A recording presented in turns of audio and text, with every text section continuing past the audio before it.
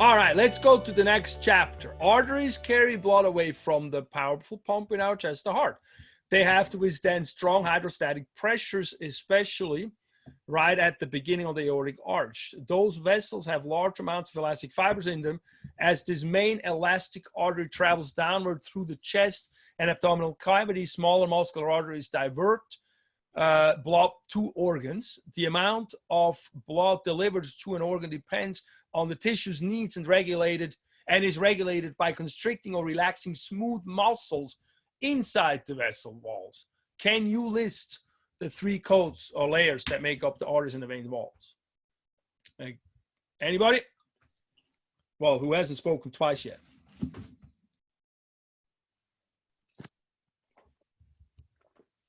Hello. Thinking hard. Sorry, this one I actually. Oh, this one was hard. Good. Yeah. Is it the tunic media, the tunic, how do you say that? Adventitia? Mm-hmm. Yeah, and then it's the superficial. The one? Intima. And who's speaking? Intima. Okay. Ayana. Good. Very good. So let's go to it real quick. Boom. Haha. That was a hard one, huh? Here they are. Tunica intima. So if you look at both vessels, the walls of the vessels, that's an artery, that's a vein. They both have that tunica intima here, the green one, and then a muscular layer. Tunica media is a muscle layer, and then on the outside is called the tunica externa or tunica adventitia. Oh yeah, I should say AKA. That's why I did the colors, so you know it's the same. You got that? And that's an outside layer. So any organ that's a baggy organ or that's a tube organ thing that has an inside layer generally, and then a middle layer, like the gut tube has an inside layer also, and then a middle that's a muscle, and then an outside, and that's an adventitia type layer, and that's strong and anchors everything to the outside tissue and so forth. And so the word adventitia refers to these outside layers. So that's why I wanted to bring that in there. Is that clear now? Mm-hmm. Good.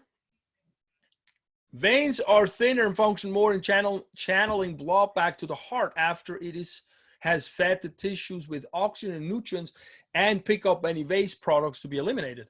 The forward propelling force imposed in the blood by the heart pump is a hydrostatic pressure, but it is not there anymore. And after it comes back to the veins, and it needs to find a different means to get back to the heart. So the blood needs to find a different way to get back to the heart. Veins often travel through skeletal muscles and they squeeze when they contract. What structures inside the veins make the blood travel towards the heart and not backwards?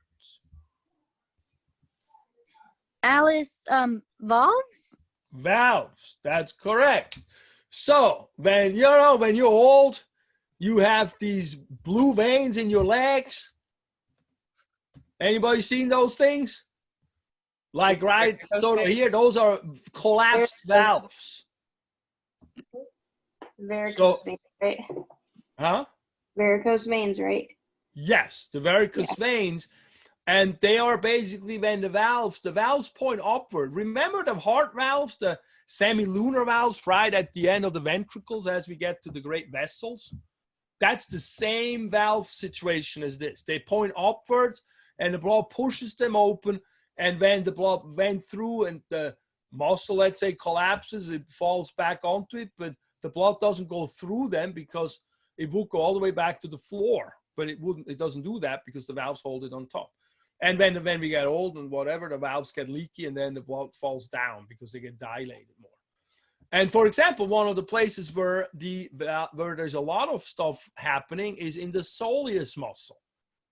Remember? And so when you stand a long time, what's good to do is push your toes into the floor and do standing up like that, like you travel a long time in a plane or something like that, that your blood doesn't pool down here because you're not moving your extremities at all. So that's interesting. So that speaks for physical activity helping blood to go back to the heart. And then the other one we have is the respiratory pump, and as we inhale, we sort of get a vacuum in here a little bit as it expands, and that sucks the blood towards the chest a little bit. I call that the respiratory pump. That's kind of a little bit more esoteric, but it's interesting that they mentioned that, so it must be strong enough in what it does. That makes sense? Yeah. Mm-hmm. Fluid exchange in tissues happen when the blood vessels become tiny, small, and leaky. They form penetrating networks called capillary beds that perfuse tissues. The amount of blood in an area depends on its need. What structures regulate the blood flow through capillary beds?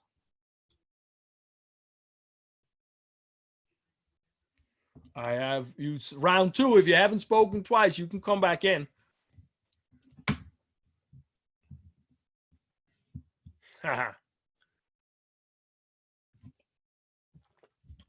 Is that hard? The third one? Precapillary sphincter. Yes, good job. So, is it that hard, or you just not want to? Everybody thinks somebody else will talk. Hey, Professor. Uh-huh. Jesus just wanted me to let you know his Wi-Fi stopped working and he can't get back in the class. So. Jesus? Okay, good. I got him. Good.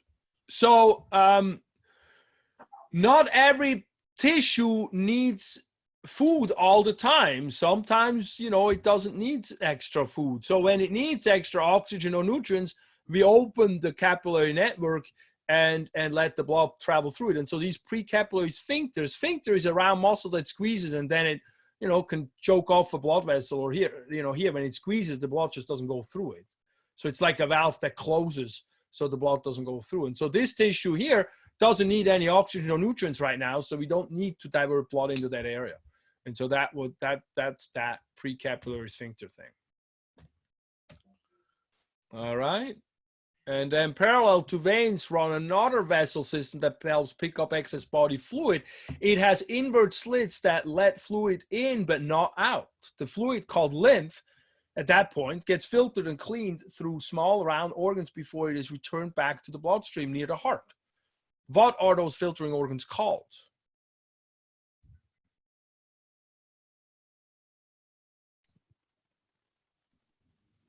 Anybody can answer.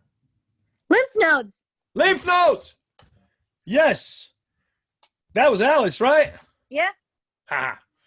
I'm starting to recognize your voices. So we got lymph. So the lymphatic vessels, you think, we know this circuit, the heart and the systemic circuit, the pulmonary circuit.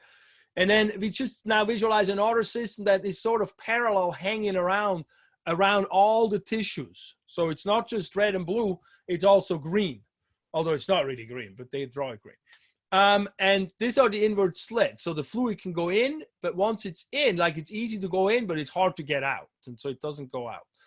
And then we have all these little, in the vessels, we have these nodules in between. And that's where we have a lot of immune cells, lymphocytes. That's why we call them lymphocytes, the B and T cells. And they sit in there and they filter the fluid coming by, and the immune system pick up a whole bunch of crap if it's not wanted stuff in there. So, of course, the other thing that's a problem with the lymph nodes is what? Anybody know? It can spread cancer. So that's when we look at cancer, and we look, is it metastasized or not? We look at lymph nodes. If it's spread to lymph nodes, then we know it's a trouble, because that's how cancer can spread through the body, unfortunately. And so that's you go ahead. I think, or sorry, are we answering it yet? Oh, this one? Oh, sorry. I guess my call cut out. It's okay. Let's get to it. Many arteries and veins are named after the region travel through to the bone they're on, parallel to, or to the organ that they feed. For example, what artery goes to the kidneys? The first one, the renal. The renal. And was that wrong for you? Did you text me, right, Kirsty? No, that one, I think that one was good. Oh, okay, good. Yeah. So I did not put too much emphasis on in my class on naming and have you memorize all these things here. But look at, isn't that beautiful? I mean, a little nerdy beautiful, but it's amazing how many blood vessels we have through the body when we strip everything else except for the blood vessels, the arteries actually, not even the veins. This is just all arteries. But as you can see here, this big one is the aorta, and as the aorta travels downward through the stomach, like this big thing here, that's the aorta going down. And then here it splits down into the femoral arteries that go into the legs, or iliac first and then femoral. So if you can look at the namings, like iliac, we had an iliac bone. We had the pelvis. There was an iliac bone. So an iliac artery is right where the iliac bone is. And then further down, it changes its name called the femoral artery because that's where the femur is. Or the arteries that come off the aorta, this big stem here, are like, this is the aorta, they're labeled here. There is a hepatic artery coming off. There is a mesenteric. Mesenteric goes to stomach. So that's a different word. We'll learn about that when we get to the stomach and the digestive thing. There's a renal artery going to the kidneys. And there's a gonadal artery. There's many, many more. But they're generally named by the organ that they go to. And then when we get into the arm and the legs, we already just said, the femoral is where the femur is.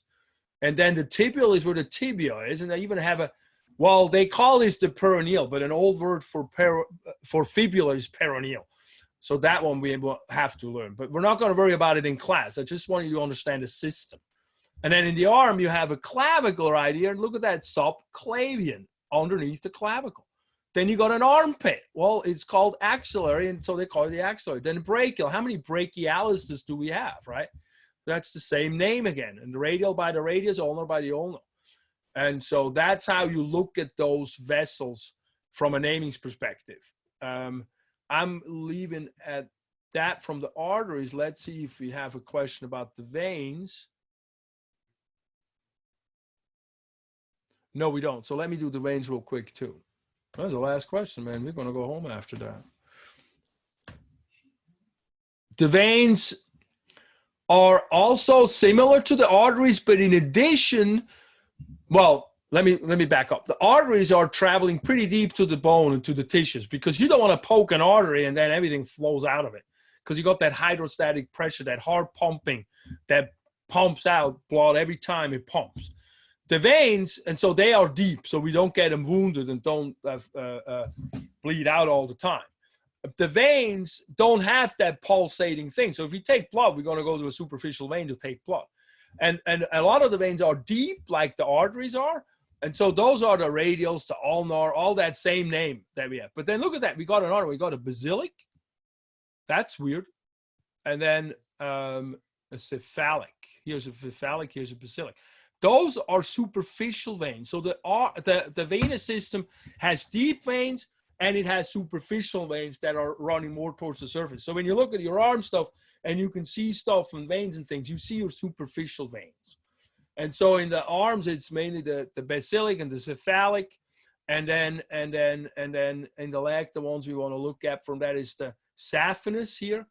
There's a long saphenous and then there's a short saphenous. Those are the main ones. Those are superficial. They're often, here you can't really see, but often they have a little bit of a, no, here you can see they have a little bit of a darker blue to it than the deeper one. No, the deeper ones have a darker blue to it than the superficial ones. Yeah. All right, but anyway, you don't need to worry about studying it. I just want you to have that piece of knowledge as you go forward in your studies of understanding, hopefully, your own body better. And then we have brain vessels, and the brain is interesting because the brain has vessels that feed the aortic arteries here, and you get the common carotid, and then it goes into the internal carotid. The internal means it goes into the brain, and then that feeds the main part of the brain. And then we got a second artery that comes off the subclavian, or it's called the vertebral artery. It goes through the vertebral bodies, the cervical spine, and then goes into the posterior part of the brain and feeds that. What's interesting about the vessels in the brain, they are connected, and it's called a circle of Willis. And they can feed each other and balance out the blood flow so that the brain gets perfused continuously with blood because it's such a delicate organ. It cannot live without any blood at any given time.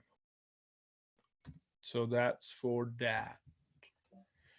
Good. And so then that brings me to the last questions here. When the heart contracts, which is systole, blood is ejected rapidly, putting pressure onto the walls of arteries. Each heart contraction is followed by a brief moment of relaxation, which is this diastole that lets the heart fill back up with blood. The heart contraction makes a pressure wave along the artery, giving us a pulse. Blood pressure is when we measure the force of the pressure wave. What does the higher reading correspond with? Anybody?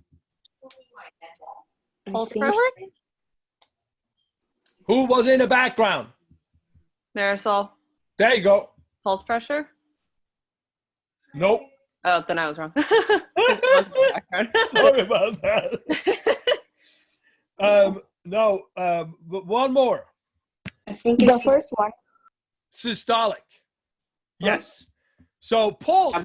So that's interesting. We talk about it. I mean, pulse is actually a thing too. Wait. I got to put this thing back on. Now you can see me.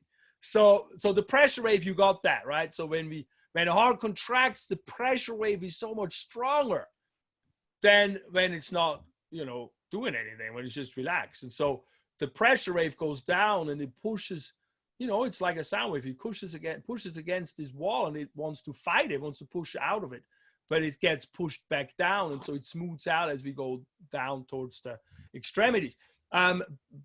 But when the heart contracts, that pressure wave is much higher and stronger. And the heart contraction is called systole in a heart muscle. And so we call that then the systolic reading in the blood pressure. So it's corresponding with that contraction of the heart muscle, and then diastole is when the heart muscle relaxes. And so the wave balances out and is much lower. And then that's the diastolic reading. And so normal is 120/80. And you guys know that measure, I'm sure of that, right? We call it hypertension when it's over 140/90, although some people go with more like, they call it like pre-high blood pressure, everything above 120. But then you look at, as we get older, our vessels do get stiff. So there's other ways of measuring that. And some people say this, calling it pre-high blood pressure once it's at 130, that's a little bit too excessive. And so, food for thought. We don't have to argue. The textbook is basically still saying 140/90. When I wrote this is hypertension. And the pulse pressure is the difference between the two. So that's what we can feel is the difference between the waves. And so that's why they call that pulse pressure.